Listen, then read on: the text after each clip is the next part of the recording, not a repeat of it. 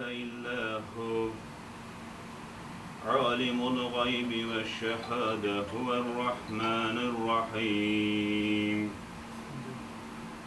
والله الذي لا إله إلا هو الملك القدوس السلام المؤمن المهيمن العزيز الجبار المتكبر.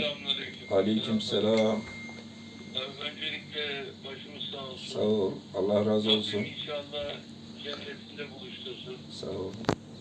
Rabbim sabrınızı artırsın. Sağ ol. Allah razı Kaç olsun. çocuğumuz vardı? 7. 7 çocuğumuz Evet. vardı maşallah. Maşallah.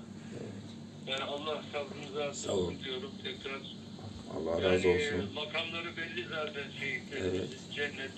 Sağ ol. Ve evlatlarla beraber inanıyorum ki Rabbimin vaadi var. İnşallah. Burada sizleri buluşturacaktır. İnşallah.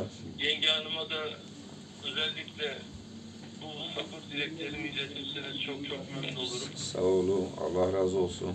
Oğlumuz evli miydi, bekar mıydı? Yeni evlenmeye daha evlenmedi de. 1 aylıkmış. 3 aylık işte nişanlandık, sonra düğünü yapacaktık. Evet. Evet. Allah sabırlar versin. Sağ olasın. Allah sabırlar versin. Cumhurbaşkanım annemiz de yanımızda. Evet Cumhurbaşkanım. Evet. Alo. Evet. Evet. Alo. Cumhurbaşkanım sizi dinliyor annemiz. Yenge Hanım, öncelikle Rabbim inşallah şehidimizle cennetinde sizleri buluştursun. Sağ olun. Rabbim yar yardımcımız olsun.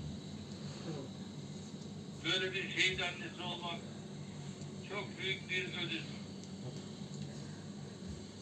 Allah sabırlar versin. Allah razı olsun Sayın Cumhurbaşkanım. Annemiz duygulandı. Allah razı olsun. Çok teşekkür ediyorum. Bütün başkanlarımın, milletvekillerinin, Arkadaşlar hepsine selam. onların da saygıları var. Muhtarlarım burada, hepsinin saygıları var. Hepsine milletvekili, belediye başkanı, muhtarlar hepsine selamlar. Sağ olun Sayın Cumhurbaşkanım. Hürmetlerimizi sunuyoruz. Allah'a emanet olun efendim. Saygılarımızı arz ediyoruz. Teşekkür ederim.